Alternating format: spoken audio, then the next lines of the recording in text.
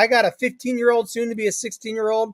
I need to get a car, and I'm paralyzed. Daniel is actually on Mannheim right now, sourcing you a car. He's like, don't worry about it. I got it. He's got 8 texts. Yeah, I mean, what exactly you need? How much would you be willing to pay for a car like that?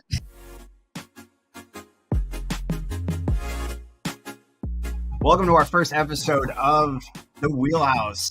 Here with our friends from ASOTU and some other distinguished guests, some of the brightest minds in the automotive industry, or just, people that replied to a text message, which is fine too. We're going to talk about we've got some good topics today. And the first thing is I want to go back to something that a conversation that was had with an incredibly distinguished mind here in automotive, who when asked about the upcoming UAW talks with GM, said, it's no big deal. But before we get to that, I just want that to fester in your head for a second there, Bob. Before we get to that, I want 30 seconds. I want 30 seconds from everybody on their current most pressing topics, state of the automotive union, 30 seconds. And let's start with Mr. Paul Daly. All right. I think we can't talk about the union thing. I think it's very important to not get distracted about all the things that we can't change. A little bit of a resounding gong in that statement, but there's so many ways we can divert our attention. And I think people taking their eye off the ball and ignoring things like fixed op revenue is super high compared to year over year, because that's where the money's being made. People are staying in their cars longer. So that's the topic that I'd be talking about. Awesome. All right. Brian Kramer joining us all the way from the Schmedium Polo section today. 30 seconds. Go. I would be thinking about artificial intelligence and how it can affect my dealership if I was in retail today. We do, actually. I mean, if I was, I'm out of retail, you know what I mean? So it's like back in my day, that's how, we weren't able to do that. But I would be trying to figure out for onboarding. I'd be trying to figure it out for how am I going to sell vehicles? How am I going to integrate it into my website? How am I going to use it to retail more vehicles, upskill, onboard new employees, and teach fixed operations people variable operations and vice versa? And instead of giving them long standard operating procedure manuals, I would just have them just put a search tab in there to say what they're looking for. I would definitely like a search tab with you, actually. That's what's happening right now. Place to input text. Speaking of artificial intelligence, no segue to the next one. Mr. Bob Lanham, 30 seconds, sir, from your point of view. I'll go a little out of the box here. I'll go a little different angle. Had a conversation with five folks the other day. We were chatting about Carvana. 4 out of the 5 said Carvana's making a comeback. Oh, back to what? Just 5 folks. They're making a comeback. That's what the conversation was. So, I've heard similar things. Watch out. Who are the folks? Who's the folks? I'm just telling you, 4 out of 5 in this conversation said, look out, okay. Carvana's making a comeback. They're going to continue to or get back to possibly disrupting the industry. They've been disrupting bank accounts and banks and title transfers and the way that we think we should be doing business, stock portfolios, DMVs, for a while.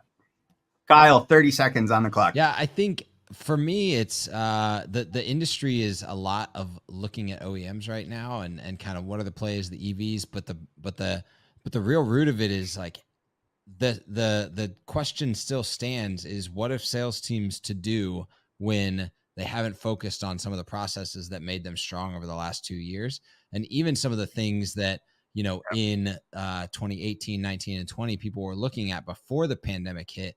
That haven't resurfaced as topics on sales process and how to engage customers in an omni-channel relationship. So I think we got to get back to thinking about some of those things. If I had a soundboard that worked, I would be giving you the ding dings on that, and a buzzer at the end too, because you went a little bit over, but you would get some good ding dings there. All right, heading back to a previous conversation that was also had with 5 individuals, one of them being Mr. Lanham there earlier. No big deal. A strike happens every year. I think I'm quoting verbatim. A strike happens every year, doesn't it? It won't be a big deal, maybe for a week. Now, the bigger thing is that there's parts suppliers that have been battered over the last 3 years, and they might not be able to float themselves maybe just the week that we're talking about, and they can't ship parts to somebody who's not building cars.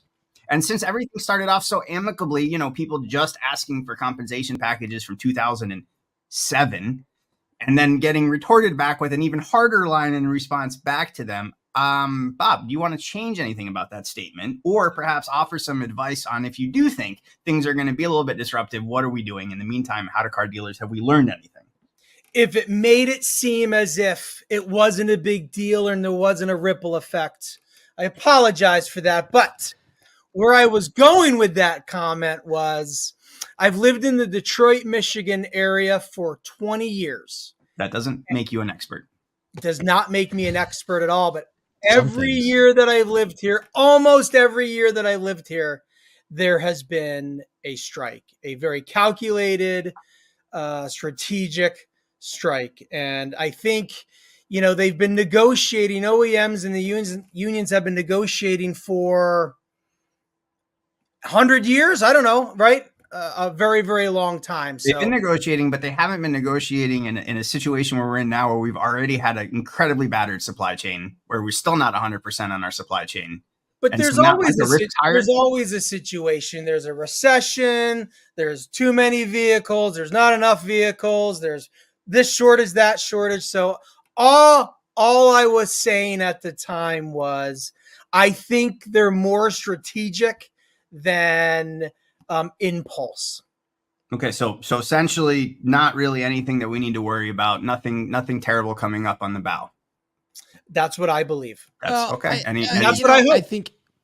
I think that there is, like, we do need to worry as an industry because the supply chain of new vehicles. However, the big three have not been the struggles in supply chains. It's been primarily overseas manufacturers. So I don't think we're going to see as much of a disruption. It would if we see like a month or two of strike, without a doubt. But if it is 2-3 weeks, something like that, I don't think you're going to see a major disruption in the overall new car. Is it going to make GM any less sustainable with settlements already having to shell out for it? Do you think that the outcome of this negotiation, whatever it would be, that it's acceptable to the UAW, is it going to make General Motors any more sustainable or any less sustainable or any more susceptible?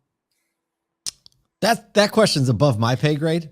The one thing that that concerns me about this is just very similar to the rest of the country. Like, there's just an elevated rhetoric that I think is just overall very unhealthy for the conversation. So I'm hoping, and when the union demands come across the table, I'm hoping that the negotiation tactic is like, let's be so outrageous that if everyone backs up a little bit, we still end up in a good spot, and isn't coming from the standpoint of like, this is what we actually think. Does Tesla have one price? Tesla have unions negotiating there?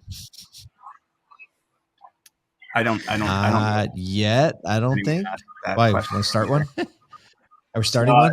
All right. Well, listen, if we're going to, you'd be a great union boss, Brian Kramer. Everybody would be afraid of you. Me? What are you talking about? He already is one in the metaverse, and luckily he has an AI search bot to try and find himself. That's right. AI is that's actually accurate. Foundational principle of that.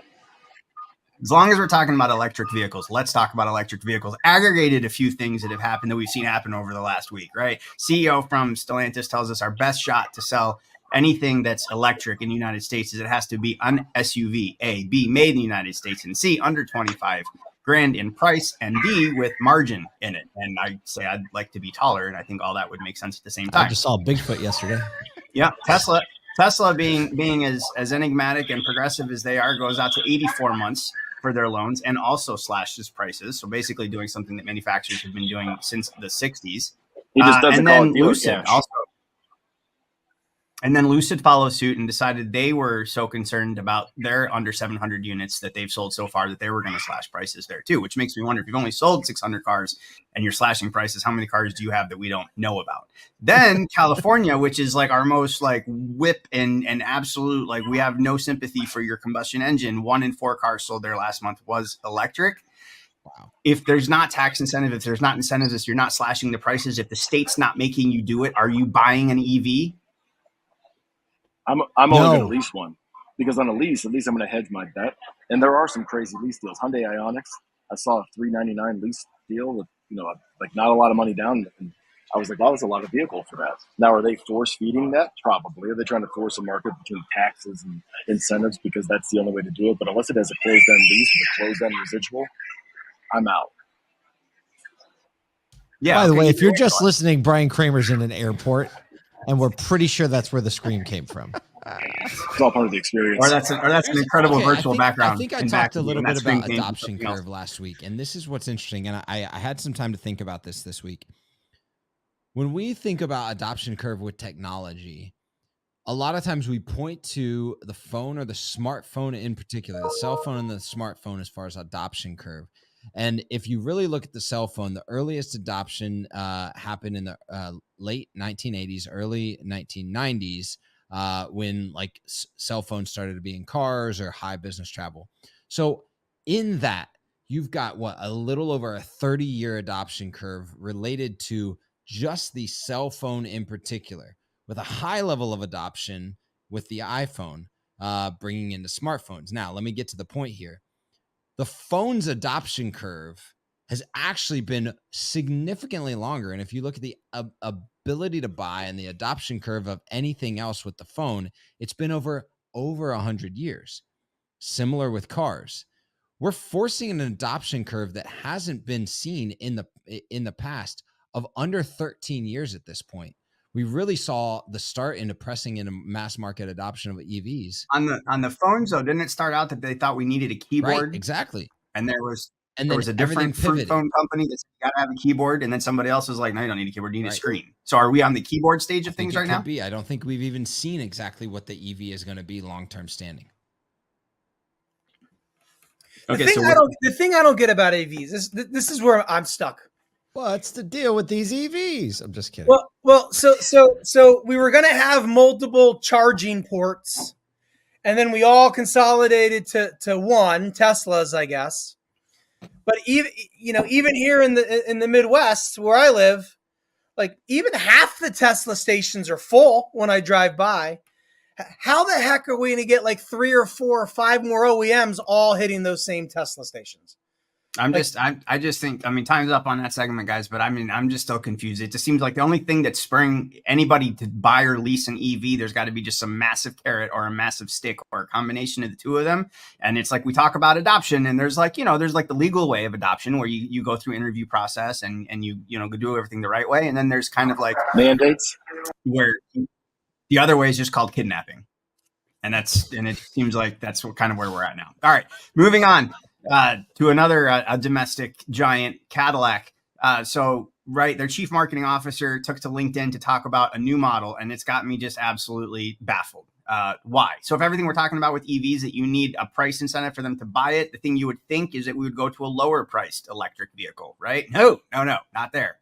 No, they're going to pick a very likely model, Rolls-Royce, and they're going to go after Rolls-Royce because they compete all the time, right? Cadillac all the time. Oh, absolutely. Yeah. Plain engines and everything. I don't think so. The uber wealthy are buying more ultra luxury vehicles than ever, like Lamborghinis having record sales. Rolls-Royce can't keep them in stock. And I think a bunch of Rolls-Royce were on that boat that burned the other week. I can see Cadillac saying, hey, here's a market that is taking off. We think we have the brand equity to compete there. However, there is nothing even close to their highest level Cadillac and this Celestiq, which is a dope vehicle. I think everybody got excited about it. And this is kind of a confusing move and maybe driven by a little bit of, I don't know, just a little too much ego. We'll find out. I think it's pronounced Celestiq. Celestiq. So it must be Italian. So is it? No, I only know because Brian introduced me to a entertainer in Las Vegas one time with the same name. Well, that had a UE at the end. Yeah, both the U and the E were silent. Yeah. So don't brands just hurt Does themselves? Does anybody remember the Nissan Murano Cabriolet? Okay. Yes. Yesterday. Next. No. In the 15 grand. But you know what? That wasn't an I remember EV, the Volkswagen Cabriolet. No, but I'm saying in difference to that, though, don't manufacturers wind up hurting themselves when they try to make something more luxurious and then nothing is set up? The dealer network's not set up for it. The service centers aren't set up for it. You want to have an over $250,000 car. So when Lexus launched the LFA, I remember this extremely well. Or Mercedes-Benz with the SLR McLaren, the Gullwing, the one that was a McLaren partnership or whatever. Not a lot of people knew how to take a $500,000 car or $500,000 Lexus and like, what's Lexus doing? Now that Lexus LFA is one of the, the most raw cars that was ever built. But they didn't design that. And I remember being in those meetings and they go, we're not building this to do volume. We're building this as a halo vehicle to have people perceive the brand in a different way. And I think this is the same way with this. It's almost like Genesis with Hyundai. It's a long-term play. It could take a decade for this to play out. Yeah, other than Beyonce, tell me anybody else that Halo has really helped out with.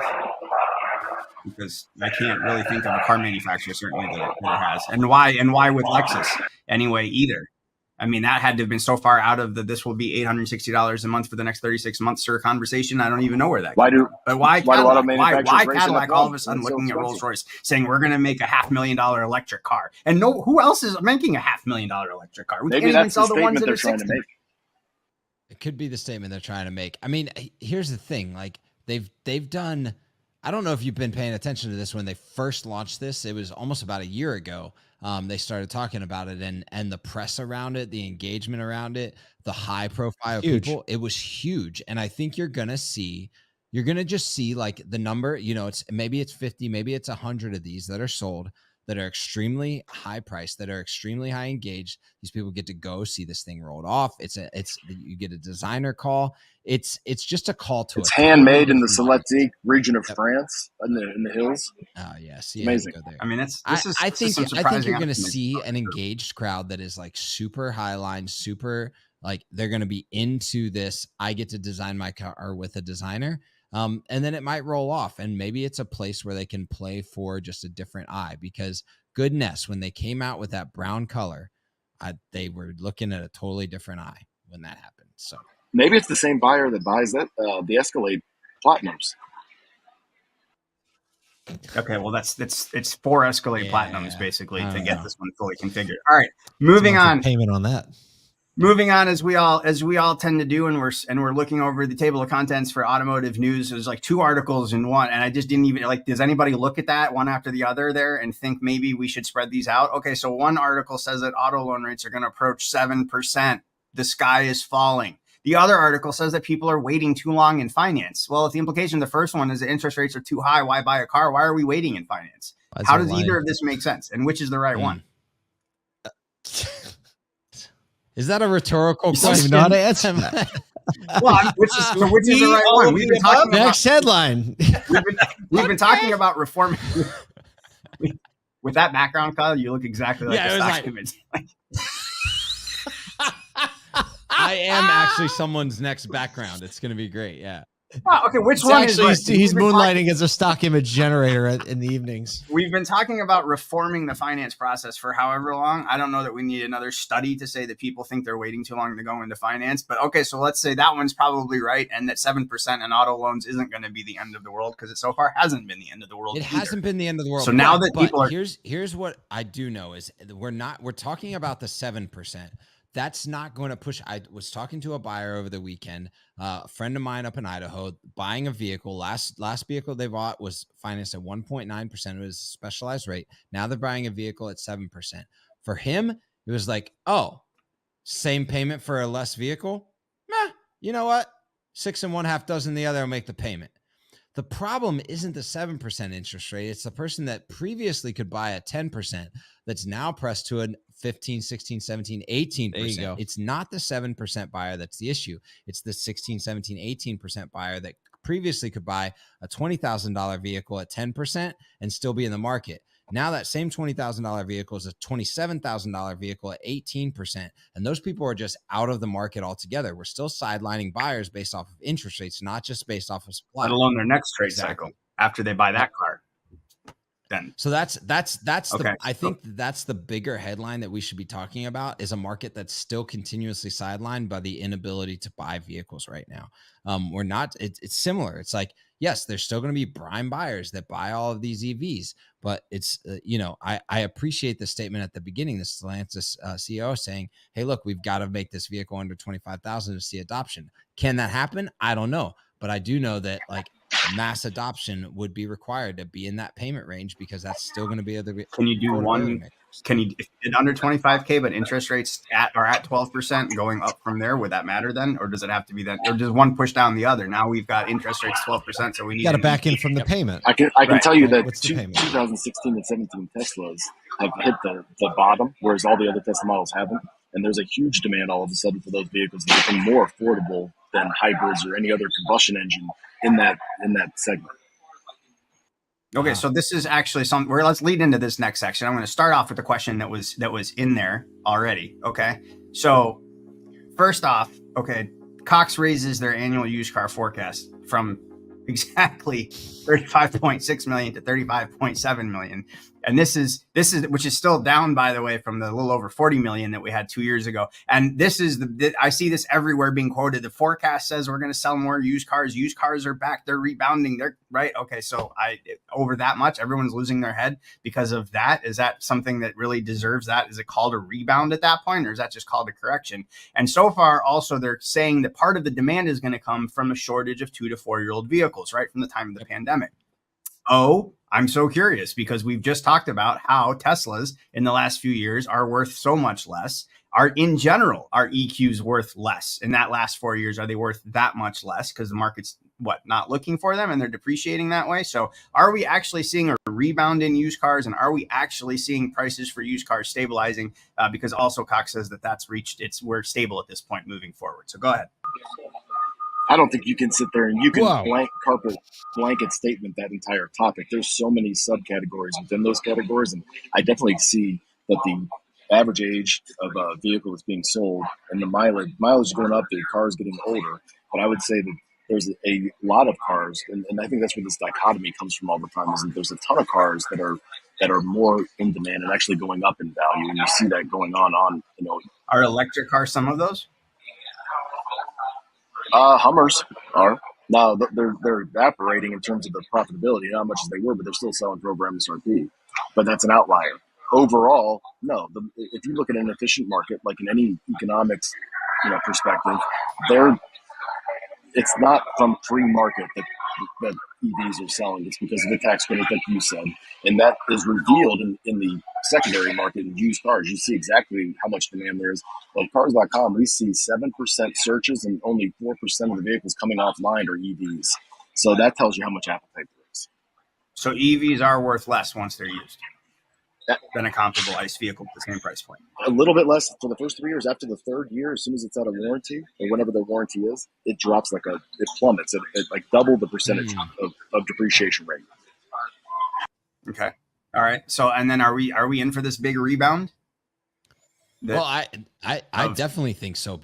And the problem is it's still, there's going to be a used car rebound because we still haven't hit supply chain normalization in the ICE vehicles specifically, because there's been a prioritization on engineering and manufacturing EVs. And so we haven't seen that price, that new car balance hit the way that supply needs it. But also you're not just going to have a used car rebound. I think you're going to have a used car rebound in pricing. Pricing is going to go back up, and we're starting to see the trend lines. You can hear Jason Rice and John Ellis, I've talked to both of them, see like this slight move up. And the reason being is because of the 2 to 4 year old vehicles not being available. And a lot of these lease vehicles, I mean, you just look at, I've seen multiple people still saying rental vehicles with high mileages, right? The rental capacity is still not there to supply the used car market like it should be. And a lot of these rental companies are beginning to sell vehicles natively. And so retail dealers aren't getting that used car market supply back in. And so, yeah, I think we're going to see the second half of this year be super bullish on the used car market. I'll just tell you this. I'm in market. I search almost every day for a used car. And I am having a really hard time justifying a car that's got 115,000 miles or even 80,000 miles, and it's over 20 grand. Like I saw a 2015 BMW X5 with like 87 or 90,000 miles on it, and it was like $28,000. And I was like, it's 2015. Yeah, I can tell you that I'm in market too, because my 16-year-old son's about to get a license, and we're looking at a lower price point. So he's in that $13,000-$14,000, and for like 14 grand, you can get a Honda, like a 2011 Honda Pilot with 150,000 miles on it. That's exactly right. And the year. I told him to buy it. I was like, in 2 months, it's probably going to be worth 15. Oh, why do you think that is, though? I mean, if you guys are both seeing it, right? I mean, why do you think that is? But in the meantime, like we're being told that prices, are decreasing the most in the last few months. I texted a friend of ours, a friend of the family on this call. He's got a a 2000 and I can't remember 15 4Runner with 187,000 miles. 187,000 miles on his lot, and it was selling for $26,000. Oh my gosh. I literally texted him. I was like, you make a good car when you can sell it for, I think it was like 6 years later, and it has 187,000 miles. I was like, what do you think the MSRP on that was? I mean, yeah, $50,000? to your point, like I was out of the game. Like I'm out of the game. I'm like, I gotta sit back and think about it. I'm like you, Paul. I got a 15-year-old, soon to be a 16-year-old. I need to get a car, and I'm paralyzed. Daniel is actually on Mannheim right now, sourcing you a car. He's like, don't worry about it. He's got 8 texts. Yeah, I mean, what exactly you need? How much would you be willing to pay for a car like that? 4Runners being worth unrealistic amounts of money has been the case. I mean, just forever. Sure. That's just been a 4Runner in general. But I'm saying, like, and also, is this big enough news? Like that this has been everywhere? Like, are people literally like, are you going to change inventory? Is there going to be a shift in policy? Are you going to see? I mean, are credit lines opening up? Are dealers flooring more? Is this actually leading? Is this just really trying to make us feel better about, actually the independent floor plan companies 100%. Are tightening up even more. And that's really what it is we're just taking our notice. Kramer, we lost you, buddy. We lost you on your headphones. Say that one more time. So the independent dealers and even Next Beer Capital are tightening up on what on how long aging policies are for independent dealers. But I'm talking to a lot of independent dealers that are having to reduce their inventories because finally now all the captive finance or the floor plan providers are starting to be put a lot more scrutiny to the inventory than they did even 3 months ago. So is that also affecting what they're letting dealers floor at the auction? I would have themselves. Great point. I would imagine so. Yeah. So then we're putting things back on a cash basis. You're going to have to be a cash buyer to buy one at the auction. You're going to have to be a cash buyer to buy one at the dealership. I guess then you avoid in theory, maybe you avoid the wait and finance and you avoid the 7% interest rate. So then, all right, great, cool. So then why do we need 2 and 3, 4-year-old cars then in that case? Because we're all buying 8-year-old 115,000 mile cars. Could be. Or leasing an EV. No, I mean, I think that's going to be the market for a little while. I think, I'm interested to see the economist reports coming out in Q3 and Q4 because we looked at sideline buyers a ton mid and late pandemic when we were looking at like how many vehicles still have yet to be sold. And there's still been a couple charts where we're seeing like, in the 2.7 million sideline buyers just in the US. And I think we're going to see that number again to climb because you're not going to be able to find the vehicles under warranty with loan to values that make sense based on the available loans out there in the market. And you already see Bank of America pulling back. I mean, I've heard of them pulling back in multiple states in their lending policies. So who set up the best? Like what type of dealer or what type of dealer group is set up the best to capitalize over this last half of the year? The ones that are the most disciplined at retailing used cars and know how to appraise them correctly. And they're using average auction values. They're using forward-looking lead measure data, and they know how to look at data a lot differently to be able to maximize it. Whoever has access to the most data is going to win over the next 5 years. It's not even going to be close. And there's a ton of mistakes that people can make. It's like legalized gambling. You know that better than anybody. I know about legalized gambling better than anybody? No, he said gambling. Illegalized. That high stakes gambling you do with all those exotic cars, that's a danger. If you don't go to the poker table and you don't really know what going down the river means, I mean, you'll be going down the river. Well, I mean, why do you think Sonic just cut back on opening more stores, Echo Park stores? And they've even closed a good number of them. I don't know the exact. Yeah, I think you're going to see was Echo Park purely EV?